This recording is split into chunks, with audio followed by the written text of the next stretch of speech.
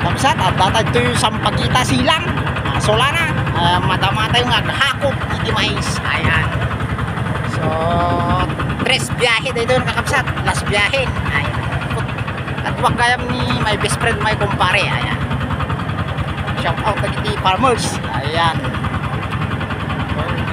naitama mo iman hanggang arit na mo dawatan iti presyo na.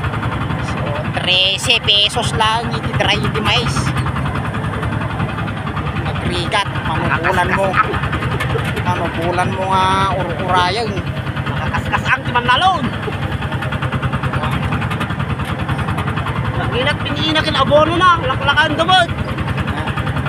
pesticide. Bandok pa yan doon. Lugi kakabsat.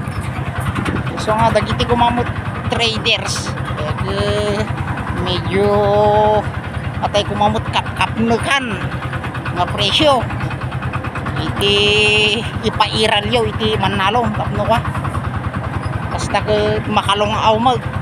Ayan, may kurang tayo nga pagbayad iti ko naapit. Ayan, uray nung kasta awan mata tuloy-tuloy lang pa isungorti pagbiyagan. Ayan, ang tumanin ano